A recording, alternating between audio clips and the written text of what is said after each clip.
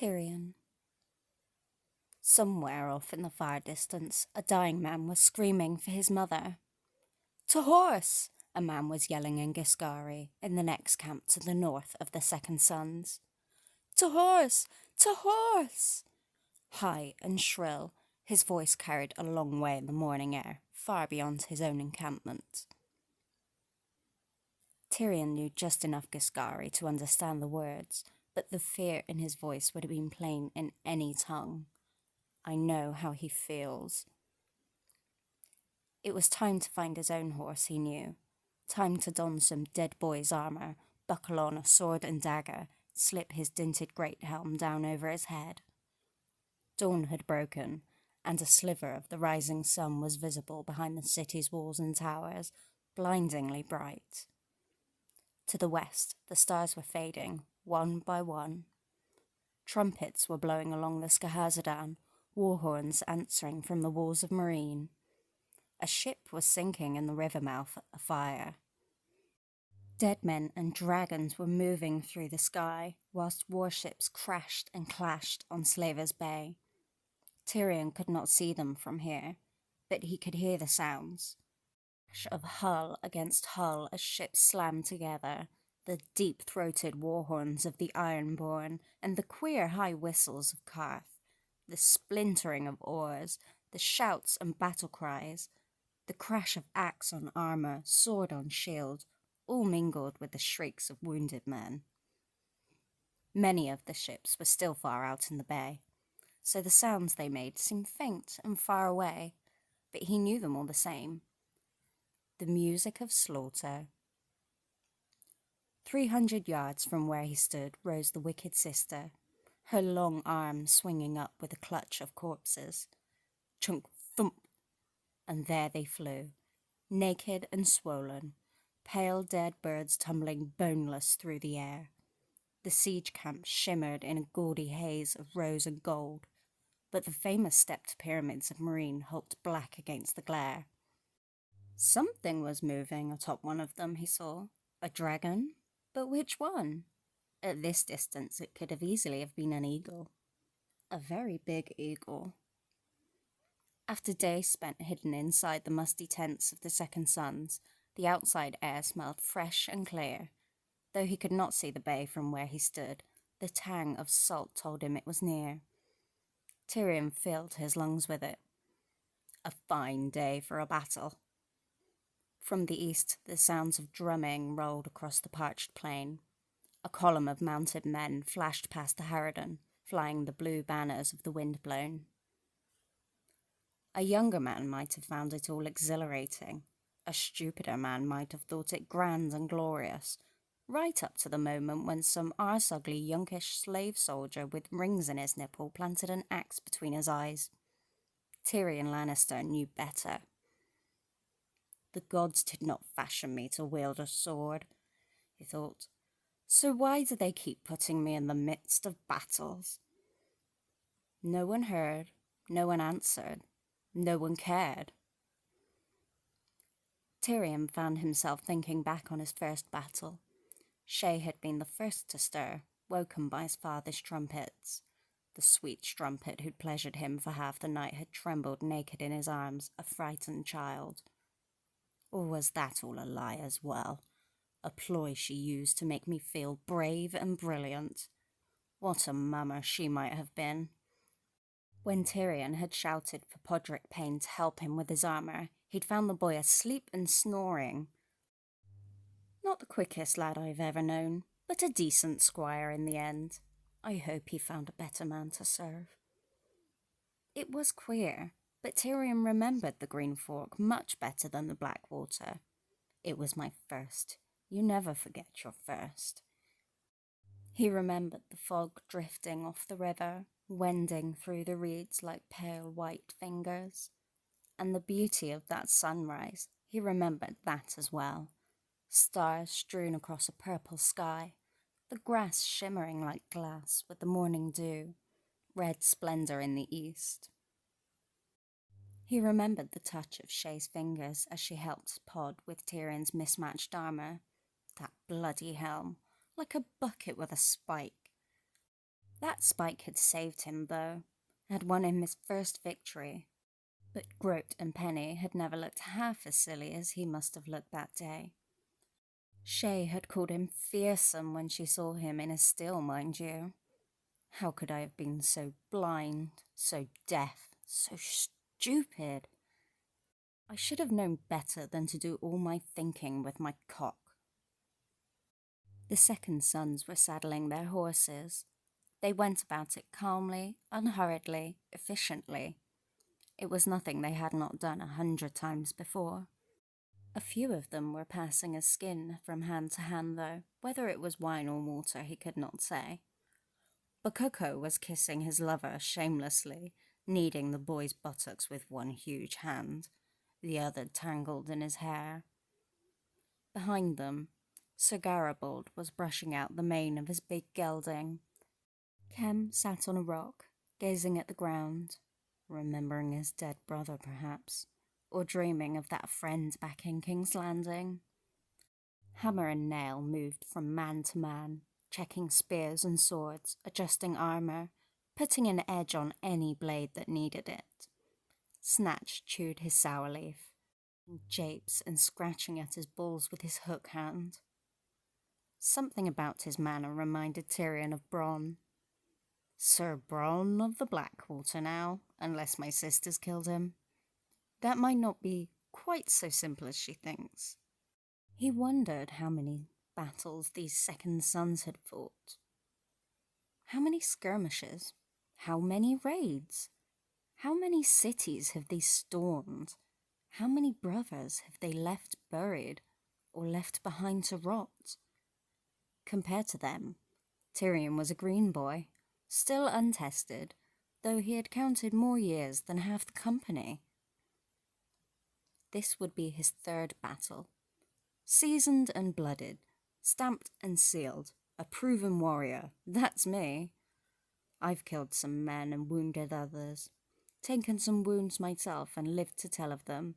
I've led charges, heard men scream my name, cut down bigger men and better, even had a few small tastes of glory.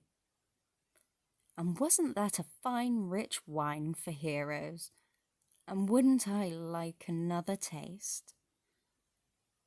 Yet with all he'd done and all he'd seen, the prospect of another battle made his blood run cold.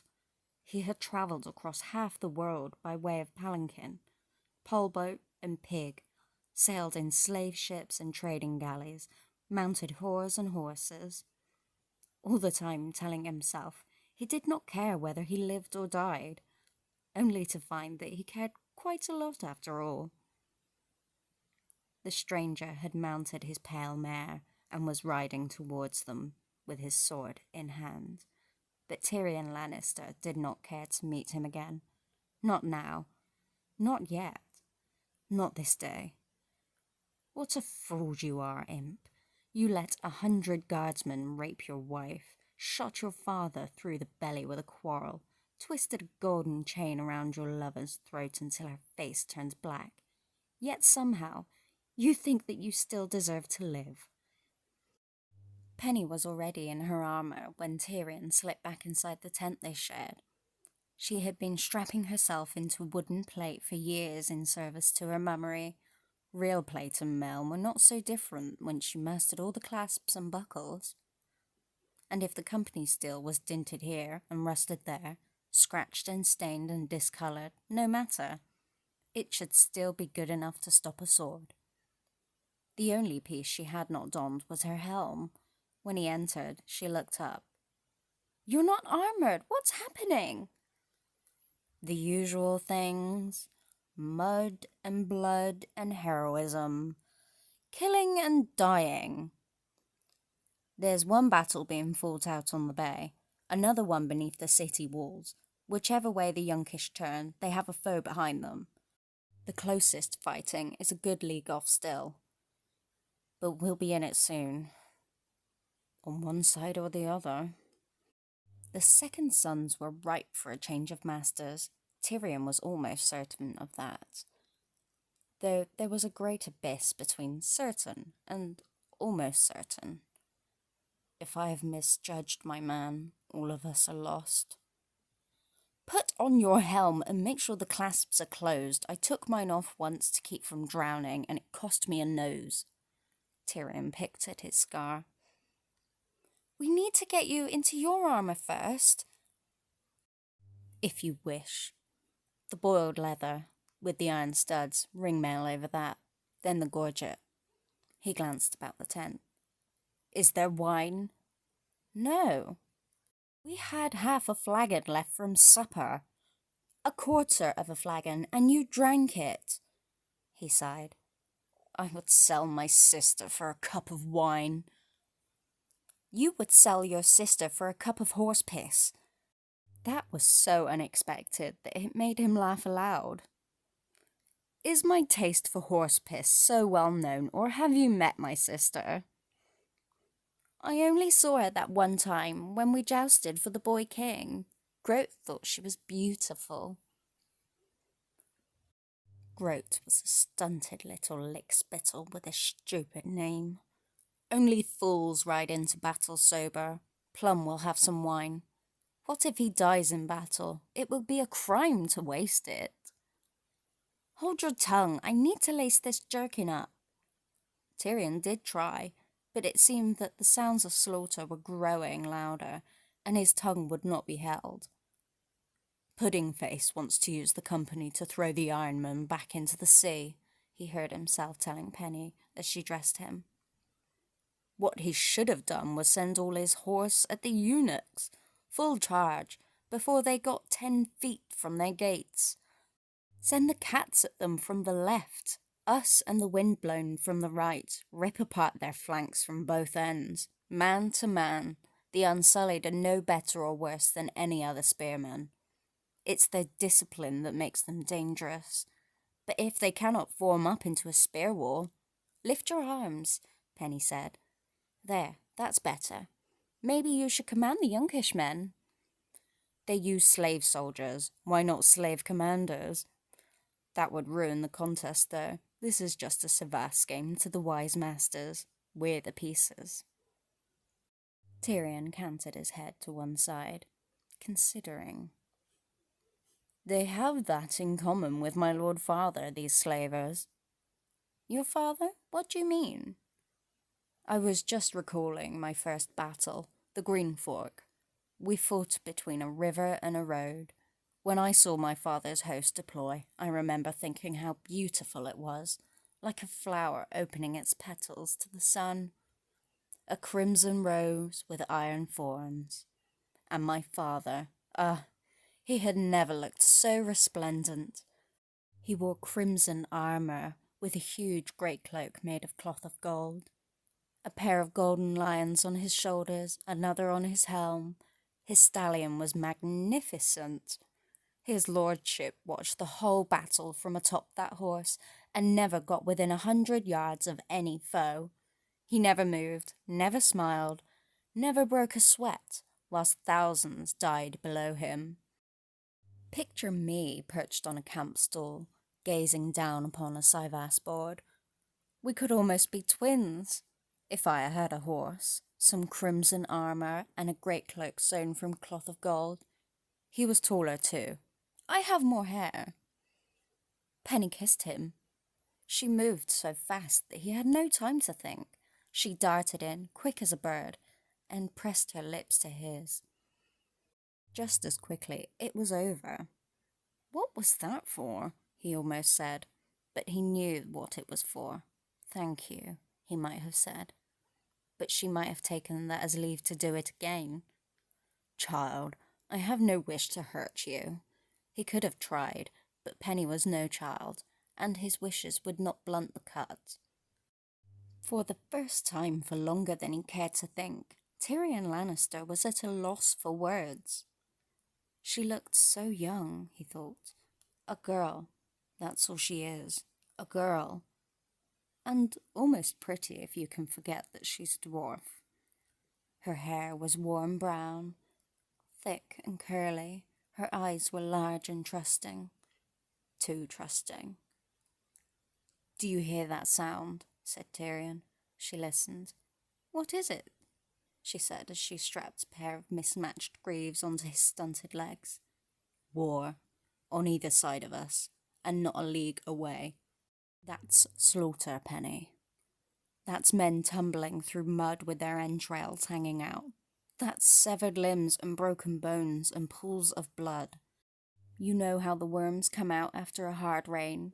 I hear they do the same thing after a big battle if enough blood soaks into the ground. That's the stranger coming, Penny. The black goat, the pale child. Him of many faces. Call him what you will. That's death. You're scaring me. Am I? Good. You should be scared. We have Ironborn swarming ashore, and Sir Barristan and his Unsullied pouring out the city gates, with us between them, fighting on the wrong bloody side. I am terrified myself. You say that, but you still make japes. Japes are one way to keep the fear away. Wine's another. You're brave. Little people can be brave. My giant of Lannister, he heard. She is mocking me. He almost slapped her again. His head was pounding. I never meant to make you angry, Penny said. Forgive me. I'm frightened, is all. She touched his hand. Tyrion wrenched away from her. I'm frightened. Those were the same words Shay had used. Her eyes were big as eggs, and I swallowed every bit of it. I knew what she was. I told Bronn to find a woman for me, and he brought me Shay. His hands curled into fists, and Shay's face swam before him, grinning. Then the chain was tightening around her throat. The golden hands were digging deep into her flesh as her own hands fluttered against his face with all the force of butterflies. If he'd had a chained hand, if he'd had a crossbow, a dagger, anything, he might have. It was only then that Tyrion heard the shouts. He was lost in a black rage, drowning in a sea of memory. But the shouting brought the world back in a rush. He opened his hands, took a breath, and turned away from Penny. Something's happening. He went outside to discover what it was. Dragons. The green beast was circling above the bay, banking and turning as longships and galleys clashed and burned below him. But it was the white dragon the sellswords were gawking at. 300 yards away, the wicked sister swung her arm. Chunk, thump, and 6 fresh corpses went dancing through the sky. Up they rose, up and up. Then 2 burst into flame. The dragon caught one burning body just as it began to fall, crunching it between his jaws as the pale fires ran across his teeth. White wings cracked against the morning air, and the beast began to climb again. The second corpse caromed off an outstretched claw and plunged straight down, to land amongst some younkish horsemen. Some of them caught fire too. One horse reared up and threw his rider. The others ran, trying to outrace the flames and fanning them instead.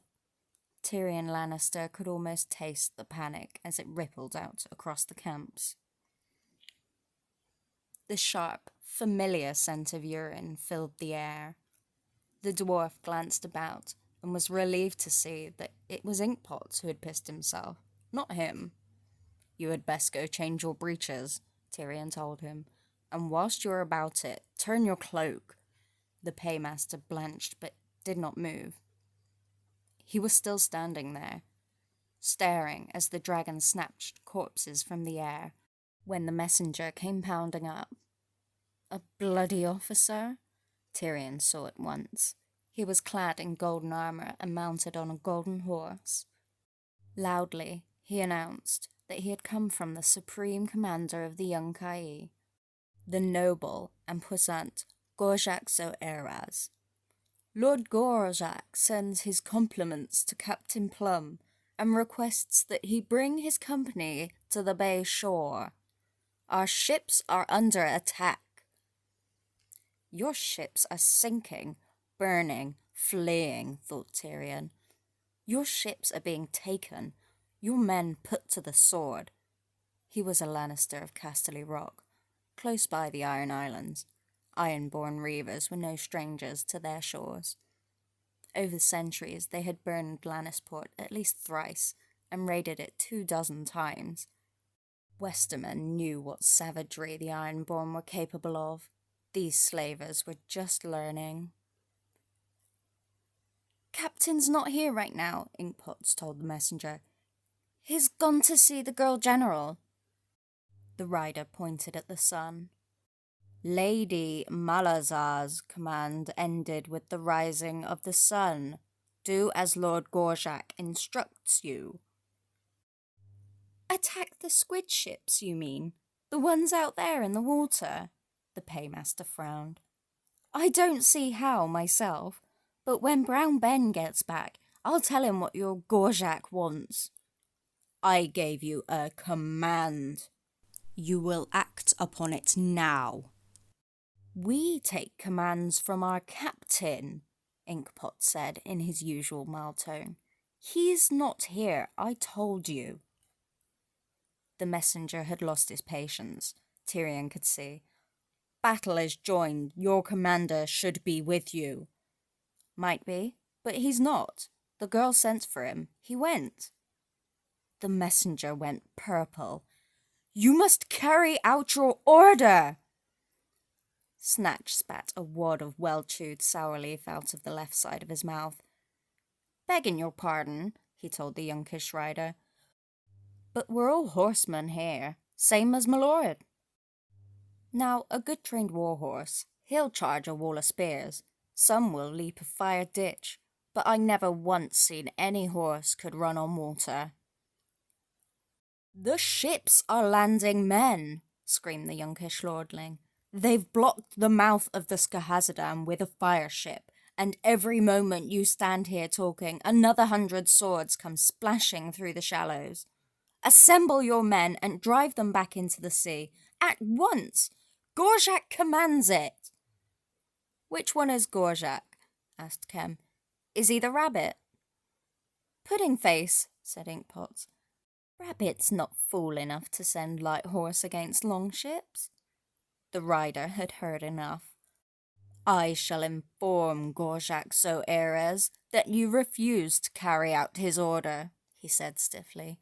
Then he wheeled his golden horse around and galloped back the way he'd come, chased by a gale of sellsword laughter.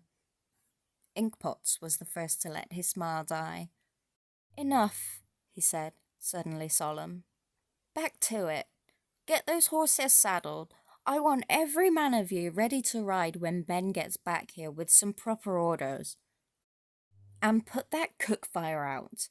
You can break your fasts after the fighting's done if you live that long." His gaze fell on Tyrion. "What are you grinning at? You look like a little fool in that armor, half-man." "Better to look a fool than to be one," the dwarf replied. "We are on the losing side." "The half-man's right," said Jorah Mormont. "We do not want to be fighting for the slavers when Daenerys returns. And she will, make no mistake. Strike now and strike hard, and the Queen will not forget it. Find her hostages and free them, and I will swear on the honor of my house and home that this was Brown Ben's plan from the beginning." Out on the waters of Slaver's Bay, another of the Carthage galleys went up in a sudden whoosh of flame. Tyrion could hear elephants trumpeting to the east. The arms of the 6 sisters rose and fell, throwing corpses.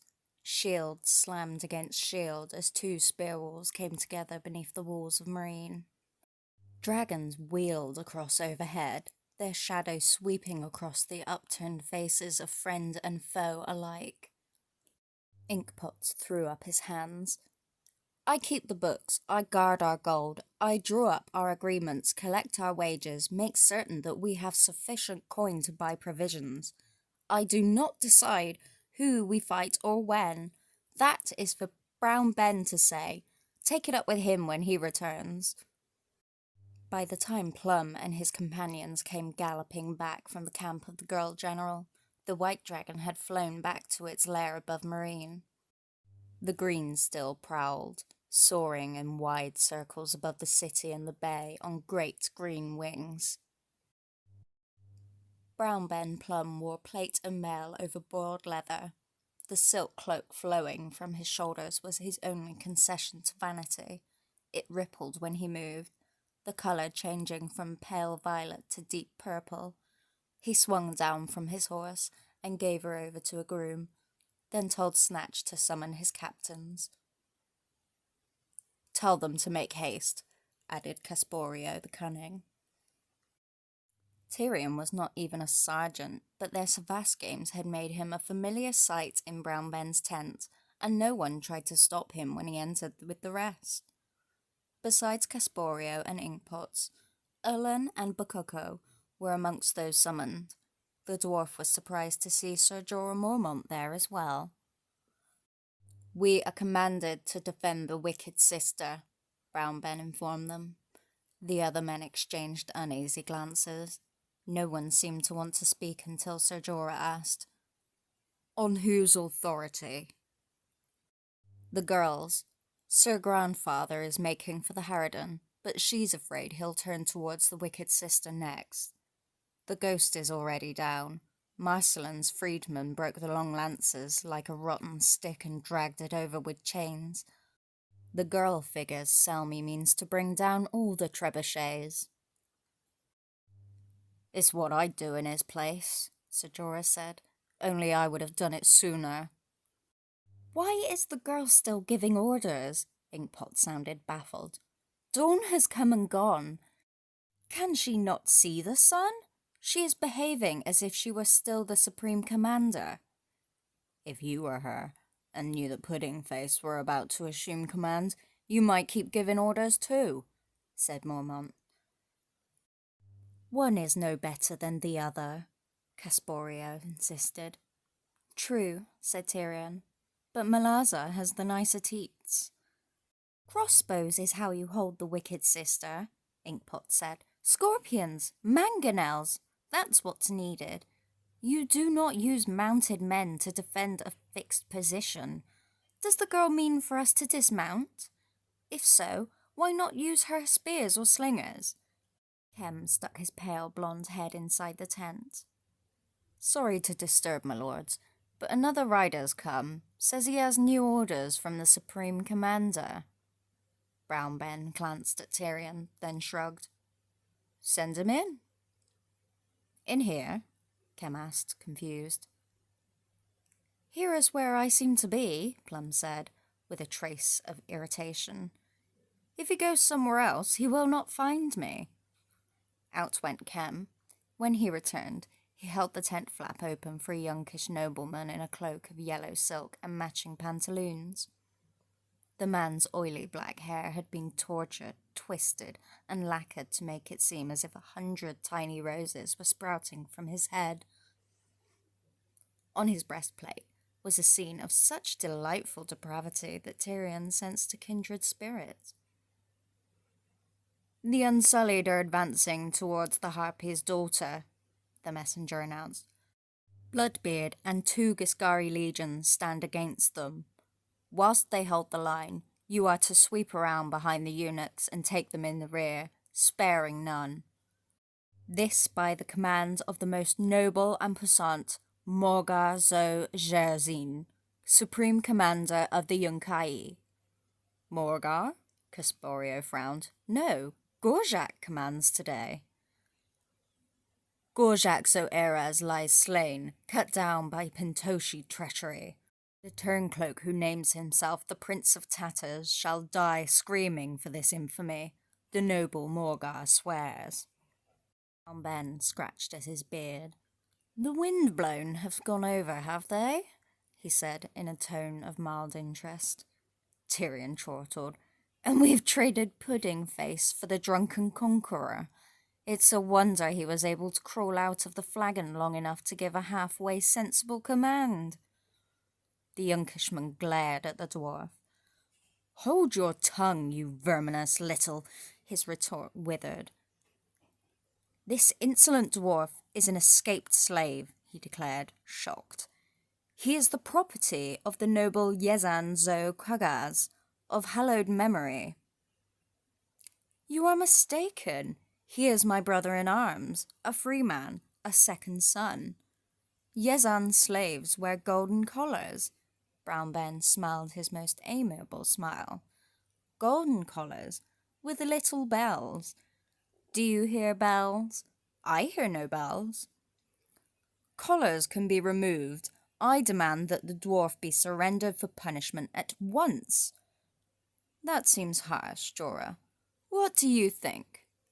"This." Mormont's longsword was in his hand.